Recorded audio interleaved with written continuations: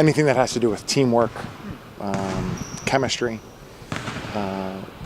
energy. I would say all of those things. I don't know if that's surprising to me or not because we're pretty young, but I would say that those things jump out to me the most. I think there's probably always been a strength of ours, but I think this particular group, those qualities are very, very strong and they stand out.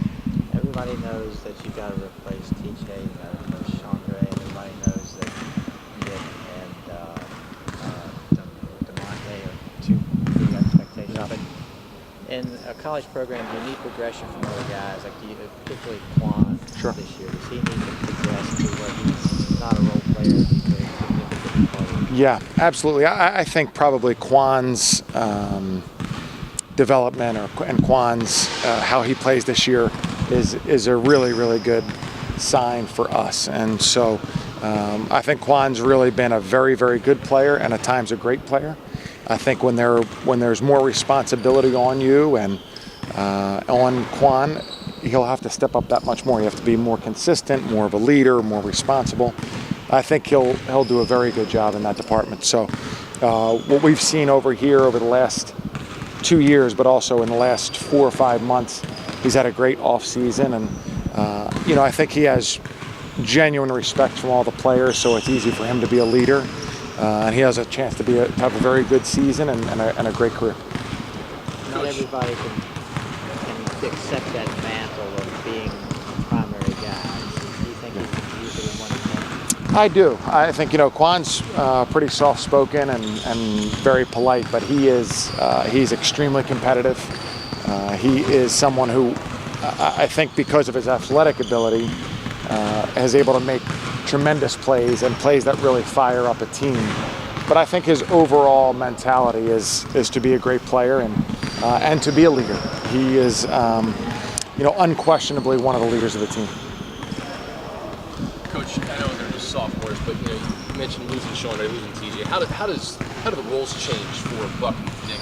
Sure. They performed last year on the court, but how do they have to change in the locker room and on the court? Well, I would say there's just that much more responsibility. I think when you're a freshman, even though those guys were pretty highly regarded, there's a little bit of when you play well, especially early, it's a bonus.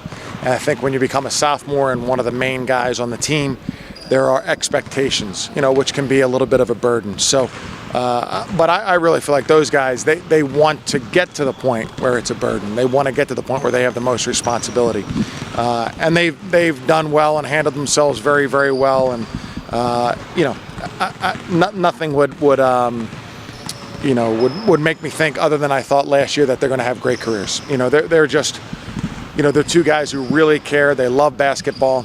And they work very, very hard to get themselves better and really embrace being leaders also at such a young age. Well, you raved about Buck last year as a freshman and just kind of the intangibles he brings. Does that make you feel better going into this year that maybe you can start a little bit more advanced and you guys don't have to hold up as much for him? For sure. I think Buck is one of the better players in our league and also one of the better leaders. So I think he'll be ready to go from day one. He had really an exceptional freshman year, one of the best that we've had. And so I think he won't miss a beat. He's worked very hard. He's hungry. And he really wants to be great. And I think that he'll put that into play during the season. The two of them both look comfortable in the roles that they have this year. Very much so. I feel like we'll ask both Nick and Buck probably to play 3 and 4 possessions on each and every game. And I think that everything we ask them to do, they want to be in there. They are confident that they can do a lot of different things and show versatility. And I believe they'll do those things every game and want more. You had a great A-10 run going pretty small. Did that influence you to kind of maneuver the same way or not? Yeah. That's where we're working on. I feel like last year we were really, really small, almost at every position, and certainly guards and forwards. And that's not always a bad thing, and having that kind of skill and ball handling and shooting on the floor is really positive. But we'd like to have a little bit more size maybe. I think Sully Stansberry helps us with that. Nathan Kao helps us with that. Paul Frenchu,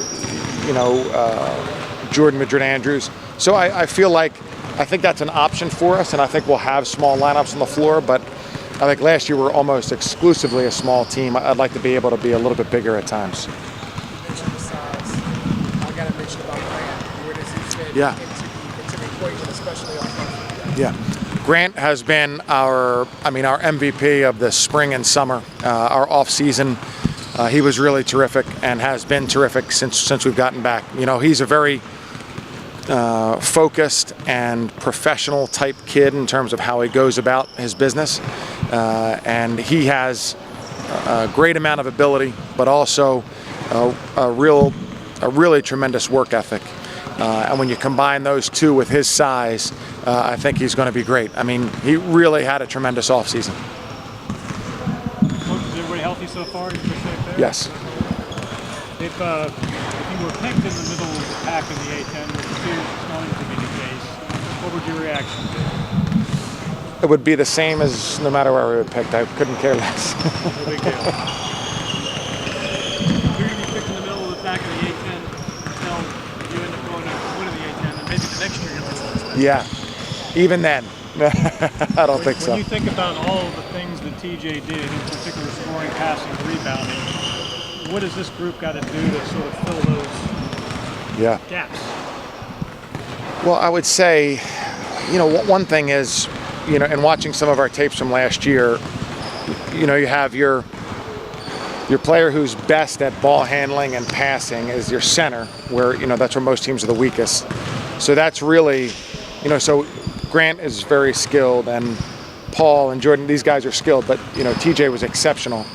And then I think also what comes with that was TJ was playing at he was so confident. And I think that's probably where what's the most difficult thing. That one just doesn't translate from one guy to the next. Because of his experiences and the work he'd put in and where he had gotten to, he was just playing with such a high level of confidence. That's going to be the one that's really, really difficult to attain.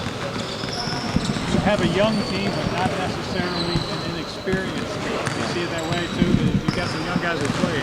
I do, yeah, I think we do. We're not quite as inexperienced as we are young. I thought I was saying that before you were saying that, John, yeah, you know, Sully Stansbury has played, you know, DeMonte, Nick, you know, Julius, all these guys have played.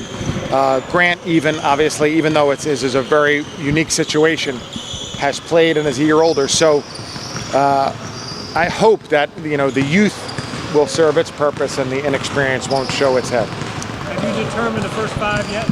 Still up in the air? Still a little bit up in the air. Determined 4. Is Hilliard among those 4? He's fighting for that 5th one.